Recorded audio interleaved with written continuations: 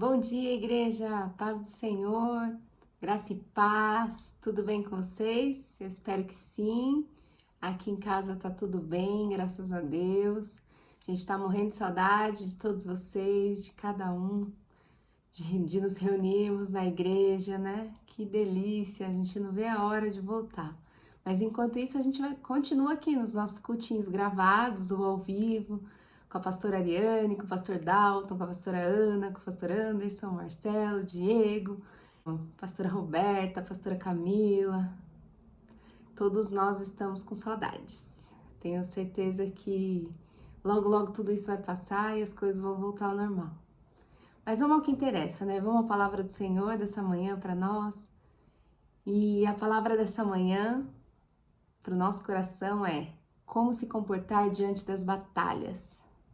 Como nós devemos nos comportar diante das batalhas.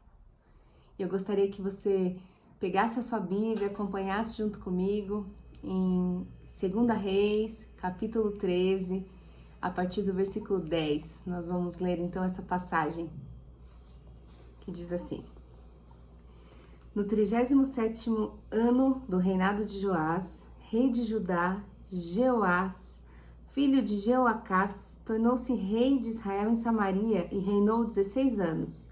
Ele fez o que o Senhor reprova e não se desviou de nenhum dos pecados que Jeroboão, filho de Nebate, levara Israel a cometer, antes permaneceu neles. Versículo 12. Os demais acontecimentos do reinado de Jeoás, os seus atos, suas realizações, inclusive sua guerra contra Amazias, rei de Judá, estão escritos no livro dos registros históricos dos reis de Israel. Jeoás descansou com seus antepassados e Jeroboão o sucedeu no trono. Jeoás foi sepultado com os reis de Israel em Samaria.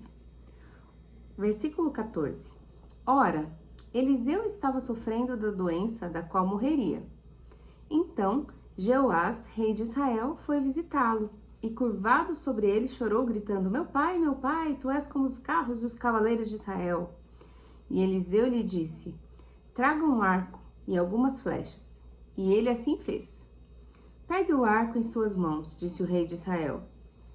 Quando pegou, Eliseu pôs suas mãos sobre as mãos do rei e lhe disse: abra a janela que dá para o leste e atire. O rei o fez e Eliseu declarou: esta é a flecha da vitória do Senhor, a flecha da vitória sobre a Síria. Você destruirá totalmente os arameus em Afeque. Versículo 18. Em seguida, Eliseu mandou o rei pegar as flechas e golpear o chão. Ele golpeou o chão 3 vezes e parou. O homem de Deus ficou irado com ele e disse: você deveria ter golpeado o chão 5 ou 6 vezes. Assim iria derrotar a Síria e a destruiria completamente. Mas agora você a vencerá somente 3 vezes. Até aí. Papai querido, nós nos colocamos na tua presença e te pedimos, papai, fala ao nosso coração, fala ao coração de quem está ouvindo essa palavra, que o Senhor possa ministrar a tua perfeita, boa e agradável vontade. Nós louvamos o teu nome e te agradecemos por essa manhã. Em nome de Jesus. Amém. Louvado seja o nome do Senhor. Essa semana, eu e o Marcelo, a gente estava assistindo um programa na TV e tinha um pastor contando um testemunho, contando um sonho profético que Deus deu para ele, uma experiência que ele teve com Deus. E em determinado momento ele disse que Deus falou com ele através desse sonho e que quando ele acordou ele estava tão movido por aquele sonho que ele precisou orar. E para não acordar a esposa, ele foi até o banheiro e no banheiro ele se ajoelhou e começou a bater assim no chão com a mão. E quando ele batia, assim, esmurrava o chão com a mão em oração, ele se lembrou dessa passagem que nós acabamos de ler. E ele citou essa passagem. E para quem conhece, fez todo sentido. Ele colocava, esmurrava a mão como se fossem flechas ao chão, ele disse. E eu conheci essa passagem e fez sentido para mim o que ele estava falando. E aí eu resolvi reler essa passagem, dar uma estudada e Deus falou ao meu coração. E é uma passagem que nem todos conhecem e por isso essa foi a inspiração, né, de como Deus falou comigo nessa semana. Eu sempre gosto de contar para vocês como Deus fala comigo, porque é legal a gente estar atento às formas que Deus pode usar as pessoas para falar conosco, ou usar uma canção. Deus, na sua multiforme sabedoria, Ele pode usar quem Ele quiser para falar conosco.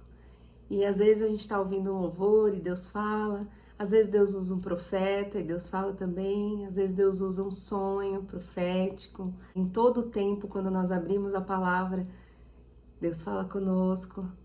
E nesse momento, essa semana, Deus falou comigo através dessa citação, né? Ele na verdade não estava falando disso, ele não deu detalhes da passagem, ele estava falando de um sonho que Deus falou com ele e do chamado de Deus para a vida dele e tal. Mas ele citou essa palavra em determinado momento e eu quis ler de novo, aquilo me incomodou e eu tenho certeza que foi o Espírito Santo se movendo para que eu pudesse pregar essa mensagem para você no dia de hoje, porque comigo Deus falou bastante e eu espero que Ele fale com vocês também. Então essa palavra é sobre a atitude que nós temos que ter diante das batalhas, né? E Eliseu, como vocês sabem, ele era um profeta, era o profeta de Israel, ele era conhecido como profeta, ele era muito usado por Deus. Deus falava muito através dos seus profetas, era a forma que Deus revelava as pessoas naquela época, era a forma que Deus usava, né, as pessoas para se comunicar com o povo. E ele estava morrendo, ele estava com uma doença terminal aí, a gente não sabe a doença qual era, a palavra não fala, mas o que a gente sabe é que o rei foi visitar o profeta naquele momento, ele era rei, Jeoás era rei, e ele foi visitar o profeta. E a palavra não fala qual a intenção do coração dele em visitar o profeta. Pode ser porque ele o conhecia e sabia que estava morrendo e foi visitar, talvez se despedir, né? E pode ser também porque ele sabia que o profeta estava morrendo e queria ouvir algo de Deus, alguma direção de Deus para o povo de Israel. Então, como rei, ele foi lá procurar o profeta. Mas a gente não sabe, isso é só uma especulação minha, né? Eu que tô aqui imaginando qual a razão dele ter ido visitar o profeta no fim dos seus dias. Enfim, mas o que ficou claro nessa passagem é que Jeoás foi um exemplo perfeito de homem que não agiu corretamente diante das batalhas que ele iria enfrentar. Ele não teve uma posição de vitorioso, de homem de Deus. E a resposta disso está no versículo 11, que fala: Ele fez o que o Senhor reprova e não se desviou de nenhum dos pecados que Jeroboão levara Israel a cometer, antes permaneceu neles. Jeoás fazia o que não agradava a Deus. Ele permaneceu num caminho de pecado, permaneceu numa vida de pecado, com escolhas que levavam o povo a pecar, e com certeza isso trouxe consequências para a vida dele. Ele não fez aquilo que o Senhor aprovava, e ele também não foi um exemplo de homem vitorioso, de como agir diante das batalhas. Ele era um rei, ele tinha batalhas a vencer, e ele fazia o que reprovava o Senhor. Então, eu gostaria de iniciar essa mensagem nessa manhã com um versículo super conhecido que está em Romanos 8:37.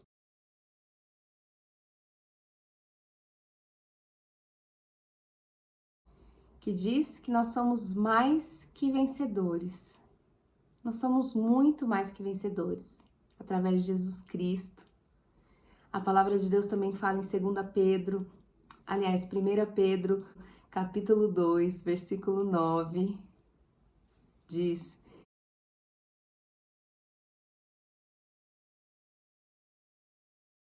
que nós somos raça eleita, sacerdócio real, nação santa, povo exclusivo do Senhor, para anunciar as grandezas daquele que nos chamou das trevas para a sua maravilhosa luz. Aleluia! Nós somos mais que vencedores em Jesus. Nós somos povo escolhido, nação santa, sacerdócio real. Nós somos mais do que vencedores, a palavra de Deus diz. Então nós temos que agir como tais. Nós temos que agir como pessoas que são mais que vencedoras. As nossas atitudes, a nossa postura, a nossa comunicação verbal, não verbal, é a comunicação através das nossas atitudes, através dos nossos gestos, através de quem nós somos, ela tem que demonstrar essa grandeza de filho de Deus, de sacerdócio real, de povo exclusivo, de nação santa, de propriedade exclusiva de Deus, de mais que vencedores. Então nós temos que nos posicionar diante das batalhas desta forma, de uma forma que todos enxerguem que nós somos do Senhor. Amém? E o que Joás fez? Fez o que reprovava Deus. Ficou na vida de pecado, permaneceu no pecado. Então, o primeiro ponto dessa mensagem, nós temos que fazer o que o Senhor aprova, não o que o Senhor odeia, não o que o Senhor vai se chatear, nós temos que fazer o que o Senhor aprova. Nós temos que nos arrepender dos nossos pecados. Nós temos que abandonar a vida de pecado. Como Jesus falou mesmo para aquela mulher que pecou em João 8:11, vai, não peques mais. Vai, não peques mais. A partir do momento que a gente conhece o Senhor, a gente tem que continuar a caminhada e não pecar mais, e não ter uma vida de pecado. Então, o primeiro ponto é fazer o que Deus aprova, não o que Deus reprova, como Joás. Amém?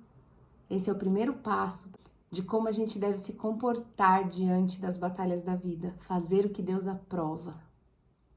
Segundo ponto dessa mensagem, a palavra de Deus diz em 2 Crônicas 20:20, creiam nos profetas e prosperareis. Eu tô lendo só uma parte do versículo, mas é a parte que eu gostaria que você focasse. Creiam nos profetas e prosperarei. Joás foi um exemplo claro de uma pessoa que não creu na instrução que o profeta deu. O profeta deu uma instrução para ele. Faz isso, pega os arcos, pega a flecha, atira pela janela na direção da Síria, do seu inimigo. Depois você pega as flechas e atira para o chão, e essa flecha vai representar a sua vitória. Você vai vencer o povo, os seus inimigos, o povo da Síria, os seus inimigos por causa do que você está fazendo. Era um ato profético. O profeta deu uma instrução do que ele tinha que fazer. E o que Joás fez? Provavelmente ele não creu no profeta. Se ele tivesse acreditado no profeta, ele prosperaria, daria tudo certo. Que a palavra de Deus nos fala isso, que nós temos que crer nos profetas e nós prosperaremos. Então, Joás não fez direito o que o profeta instruiu. Imagina um profeta pega a flecha, pega a sua mão e fala assim, essa aqui, ó, imagine uma flecha, vou pegar uma caneta aqui, ó. Essa aqui é a flecha da vitória do Senhor. Essa flecha, imagina se Deus fala isso para você através de um profeta. Ó, essa caneta aqui é a flecha da vitória. Imagina. Eu ia saltar de alegria, eu ia fazer tudo que o profeta mandasse, porque Deus está falando. Ele era um profeta de Deus, os milagres aconteceram diante de Eliseu. Ele foi o profeta que recebeu a porção dobrada, então imagina os milagres, né, do Elias, ele recebeu a porção dobrada, imagina os milagres que ele realizou. Não tinha como você desobedecer um profeta desse, porque era Deus falando, né? E simplesmente Joás ignorou. Ele não ignorou, mas ele não obedeceu completamente. Ele obedeceu uma parte, ele atirou a flecha pela janela. Quando foi? Eu imagino assim, na minha cabeça, né? Eu gosto de imaginar a cena. Eu imaginei o Joás chegando com uma mochilinha, um saco cheio de flechas, um arco. E aí, Eliseu dá ordem para ele, pega uma flecha e atira pela janela, na direção do seu inimigo. E ele fez. E aí ele falou, agora você pega essas flechas e atira contra o chão. Se eu fosse Joás, eu pegaria todas as outras flechas, e atiraria no chão. Sei lá, se tivessem 10, uma ele usou para atirar na direção, na janela, e o restante atiraria no chão. 9. O que ele fez? Atirou 3 flechas. E Eliseu respondeu para ele irado: era para você atirar 5, 6 vezes para você vencer seu inimigo. Mas você atirou só 3. Você atirou 3 vezes, então por causa disso você não vai vencer a guerra, você só vai vencer a batalha. Você vai vencer 3 batalhas, você não vai vencer a guerra.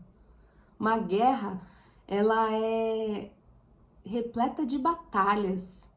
Quando existe guerra, são diversas batalhas que precisam ser vencidas até que a guerra chegue ao final. E toda guerra é assim. E Jeoá sabia disso, ele era rei há 16 anos, não é possível que ele não soubesse disso. E ele agiu dessa forma, não creu no profeta. Terceiro ponto dessa mensagem. Beleza, vamos supor que ele tenha acreditado no profeta, mas ele não teve fé o suficiente, então. E terceiro ponto é: a fé move montanhas. A fé faz o impossível acontecer. Mateus 17:20 diz: se vocês tiverem fé do tamanho de um grão de mostarda, bem pequenininho, poderão dizer a este monte: vá daqui para lá, e ele irá. Nada será impossível para vocês. Versículo 9 de 2 Reis 13, que a gente acabou de ler, diz que se Jeoás tivesse tido um pouquinho de fé, ele teria, com certeza, atirado todos o restante das flechas ao chão para vencer a guerra. Então, das duas, uma: ou ele não acreditou no profeta, ou ele não teve fé o suficiente, ou as duas coisas: não acreditou no profeta e não teve fé o suficiente. E eu não quero focar no que a gente não deve fazer, né? Eu quero focar no que a gente deve fazer. Diante de uma batalha, diante de uma adversidade, diante de uma luta, diante de uma situação difícil, como nós temos que agir? Nós temos que agir da maneira que Deus aprova. Com santidade, buscando a Deus, levando Deus a sério, levando a vida com Deus a sério, fazendo valer o sacrifício de Jesus para as nossas vidas. Nós temos que crer nos profetas e nós temos que ter fé naquilo que ele fala, naquilo que ele promete, porque ele é fiel. E se nós tivermos fé do tamanho de um grão de mostarda, será o suficiente para mover montanhas, para o impossível acontecer nas nossas vidas, será o suficiente para os milagres acontecerem, será o suficiente para a gente vencer as batalhas, vencer as lutas, vencer as adversidades. E o mais poderoso de tudo isso é saber que nas nossas batalhas nós não somos vencedores, nós somos mais que vencedores. Amém? Eu quero concluir essa palavra. Eu sei que as palavras que eu tenho ministrado são curtinhas, mas eu acredito que a gente tem que tirar proveito de certa forma da quarentena, no sentido da gente fazer o nosso culto a Deus no horário que a gente acha melhor, no horário mais tranquilo. Eu mesma tô gravando essa palavra à noite, o Daniel tá dormindo, o Marcelo tá dormindo, porque é um horário mais tranquilo, que eu consigo me concentrar melhor, que eu consigo focar. E vamos aproveitar desse momento de quarentena pra gente cultuar o Senhor. Não tem hora pra cultuar o Senhor, a gente pode fazer isso à noite. Claro que é mais legal fazer junto com vocês, no domingo de manhã. Mas já que não dá, então eu tô usando o benefício da quarentena para ter essa flexibilidade, né? De horário, de buscar Deus nos momentos que eu julgo mais tranquilo, em casa, mais sossegado. Eu espero que você também aproveite essa flexibilidade, aproveite o tempo que você está em casa. A gente tem que ver o lado bom das coisas. É legal estar em casa com a sua família, no meu caso com meu filho, que é pequeno. No seu caso, talvez você não tenha muitas pessoas por perto, talvez você more sozinha ou sozinho. Não tem problema. O que importa é tirar proveito desse momento para buscar Deus, para ter sossego, para descansar. Às vezes a gente tá precisando até eu falei isso pro Gu esses dias, ele tem trabalhado bastante, há uns 3 anos direto, assim, que ele pega uma semana de férias e não pega bastante tempo porque nunca dá. E na quarentena ele teve um momento assim para descansar. As primeiras semanas de quarentena ele descansou, porque não tinha muita reunião no trabalho, as coisas estavam meio desorganizadas, então ele pôde descansar o corpo, né? Acordar um pouquinho mais tarde. Isso é legal, então a gente tem que ver o lado bom das coisas, tirar, fazer a limonada com os limões que a vida oferece pra gente. Então, que você possa enxergar o lado bom de tudo isso, se apegar ao Senhor. E eu quero concluir essa palavra dizendo que a nossa atitude tem que ser de mais que vencedor, de sacerdócio real, de povo exclusivo do Senhor. Nós temos que ter uma atitude de mais que vencedores, não de vencedores apenas. Nós temos que ser otimistas, nós temos que ter a certeza de que vai dar tudo certo, porque vai dar tudo certo. Jesus está no controle, o Senhor está no controle. Amém? Nós temos que fazer o que o Senhor aprova. Em todo tempo, buscar a aprovação do Senhor, não dos homens, mas do Senhor. Nós temos que buscar a aprovação dele para tudo que a gente fizer. Porque no fim das contas vai dar tudo certo. Nós temos que profetizar coisas boas para as nossas vidas, nós temos que profetizar cura, nós temos que profetizar a bênção, nós temos que profetizar o milagre, nós temos que profetizar. Nós somos os profetas do Senhor. Nós podemos profetizar sobre as nossas próprias vidas, nós podemos profetizar sobre a vida dos nossos amigos, dos nossos irmãos, dos nossos vizinhos, dos nossos filhos, dos nossos pais. Nós temos que profetizar bênção. Então profetize, seja o profeta dessa geração, profetize a bênção do Senhor. Nós temos que ter fé e acreditar que o impossível vai acontecer nas nossas vidas, que a nossa fé, ainda que pequena, vai mover montanhas. Nada será impossível para vocês, diz a palavra do Senhor. Nós temos que ter fé no Senhor em todo o tempo. A vitória é certa para quem já é mais que vencedor, para quem já é povo escolhido do Senhor. Amém? Tem um louvor que diz assim: escolhido, perdoado, eu sou quem dizes que eu sou. Tu és por mim até o fim. Eu sou quem dizes que eu sou. Nós somos quem o Senhor diz que nós somos. O Senhor nos diz que nós somos mais que vencedores. A palavra, o Senhor nos diz que nós somos povo exclusivo do Senhor. Somos raça eleita, sacerdócio real. Só lembro de música, gente. É engraçado, né? Eu só lembro de louvor quando eu tô lendo a palavra de Deus. Eu lembrei daquele outro que a gente canta na igreja, né? Somos raça eleita, sacerdócio real, nação santa, propriedade exclusiva do Senhor. Amém? Não se esqueçam disso, que vocês tenham uma semana de vitória, abençoada, cheia da graça, da bênção do Senhor, que vocês sejam inundados pela presença do Senhor. Em nome de Jesus, tenham um posicionamento de mais que vencedores, de forte e corajoso. Amém? Deus te abençoe, fique com Deus, um beijo, fiquem na paz do Senhor.